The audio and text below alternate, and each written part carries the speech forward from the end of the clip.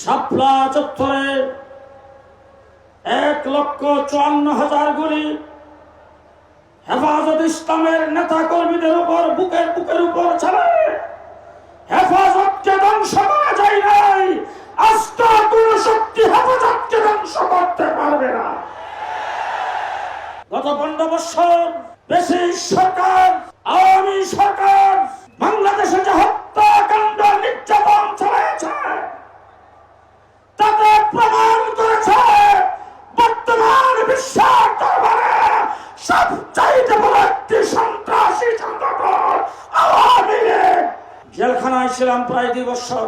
জেলখানার ভিতরে দেখেছি সন্ত্রাসের দায়ে অনেক সংগঠনকে বের করা হয়েছে, নিষিদ্ধ করা হয়েছে, তাদের নেতা কর্মীরা জেলে আছেন। যতগুলি সংগঠনকে নিষিদ্ধ করা হয়েছে সবগুলি সংগঠনের নিষিদ্ধ হওয়ার কারণ বা সন্ত্রাসী কার্যক্রম যদি তালাশ করা হয় আওয়ামী লীগের একদিনের সন্ত্রাসের সমান হবে না। সুতরাং আজকের মঞ্চ থেকে দাবি জানাতে চাই, সন্ত্রাসের দায়ে আওয়ামী লীগকে নিষিদ্ধ করতে হবে, আওয়ামী লীগকে নিষিদ্ধ করতে হবে। শাপলা চত্বরে আমরা রক্ত দিয়েছিলাম, সেই রক্তের মাধ্যমে আওয়ামী লীগের পতন কণ্ঠা বেঁচিয়েছিল।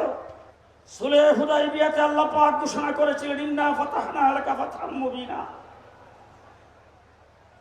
কিন্তু ফতেহ হয়েছে ফতেহ মক্কার সময়ে। শাপলা চত্বরে পতনের ঘণ্টা বেজেছিল 2024-এর ছাত্র জনতার আন্দোলনে শেখ হাসিনা বিদায় হইতে বাধ্য হয়েছে।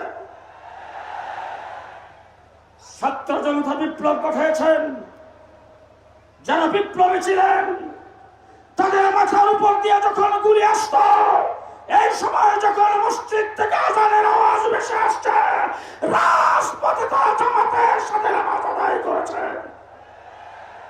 তাদের মুখে স্লোগান ছিল নারায়ে তাকবীর আল্লাহু আকবার।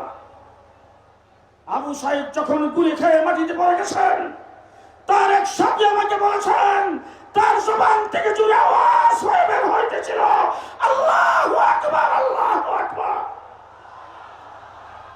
আল্লাহু আকবার ধ্বনি দিয়ে যে বিপ্লব বাংলাদেশে হয়েছে, যে সফলতা বাংলার মাটিতে আসছে, যে প্রতিবাদের পতন হয়েছে, সেই দ্বিতীয় স্বাধীন বাংলাদেশে ইসলাম বিরোধীদের বিরুদ্ধে আবার মাঠে নামতে হবে কল্পনাও করি নাই।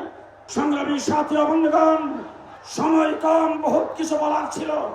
ডক্টর ইউনূস সাহেব, আপনি যখন সর্বপ্রথম ক্ষমতায় এসেছেন আমরা আপনাকে সহযোগিতা করেছি।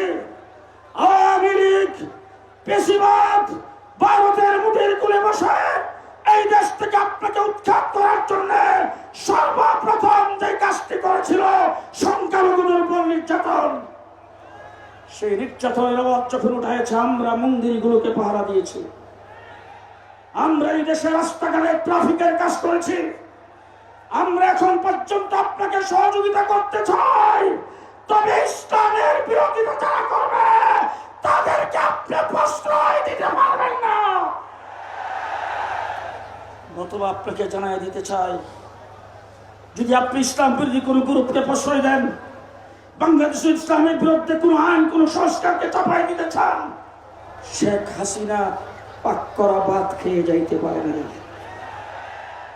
শেখ হাসিনা পাক করা ভাত খেয়ে যাইতে পারে নাই। সুতরাং শেখ হাসিনাই বলছিল আওয়ামী লীগকে উৎখাত করতে পারে, সেই শক্তি বাংলাদেশে নাই।